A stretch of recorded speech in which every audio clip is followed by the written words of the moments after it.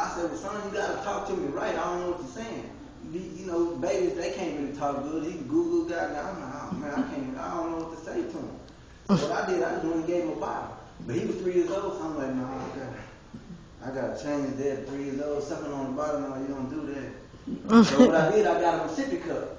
He didn't want the sippy cup. So I'm like, man, he ain't like he grown. He want a grown cup. As soon as I gave him the cup, you know how kids, they hands shake a little bit. Water got all over him. He thought he was drowning. I say, see there? You should have with that bottle. Yeah. You know, when I was a little boy, my grandmother used to try to tell time. Like teach me the time. Like we looking at time right now. And what threw me off was she used to say a quarter till or something. And I'm like, a quarter till? But we all know what a quarter till is. It's almost, I say 3 o'clock. It's 2:45. So I'm sitting there, I heard my grandmama, she was on the phone with some of her church friends, because my grandmother, she's a pastor's wife. So she was on the phone with some of her church friends. She was like, oh yeah, Sister Johnson, yes. Well, let me see what time it is before Reverend come home.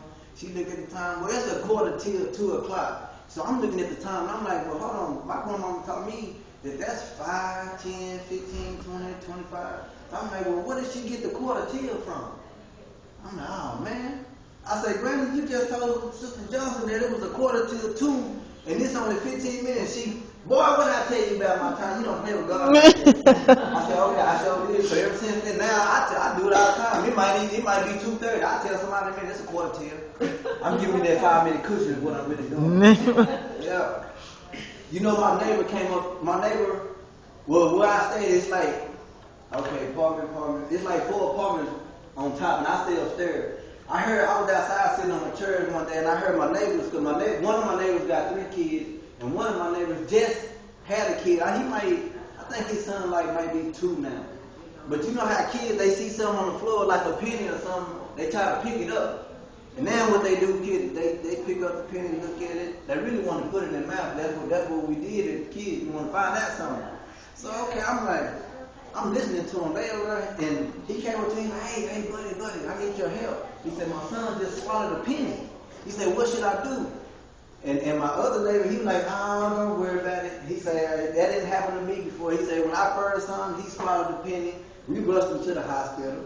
And you know, the doctor them told him to come out.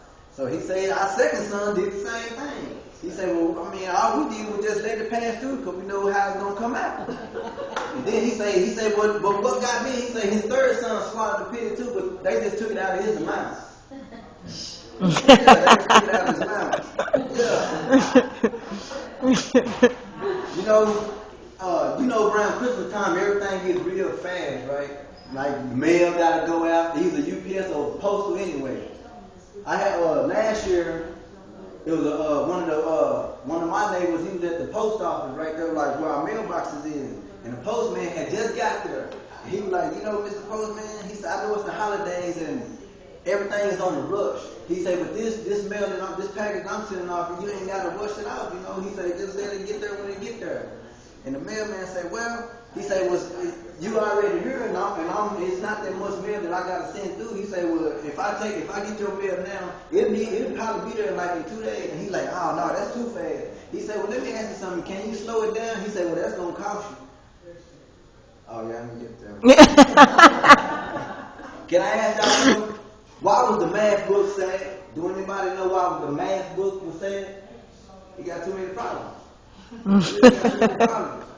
Yeah. I was reading in the paper the other day, and I read the paper sometimes, and I just happened to something caught my eye. It was about a burglar.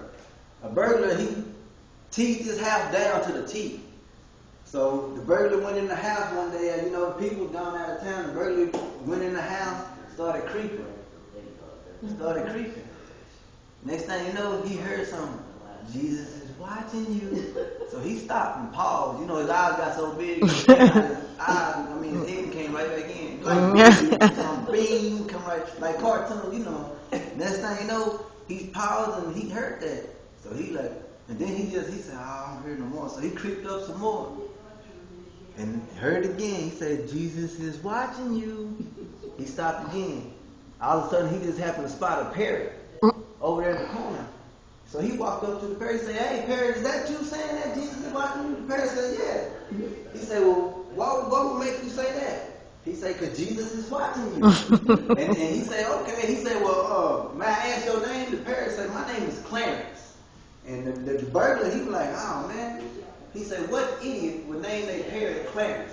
He said, the idiot that named that Rockwater over there Jesus. Right. I was like, okay, that's why but see, that's why I said you can't name your dog David. You got to name it something else. You know, when I was little, I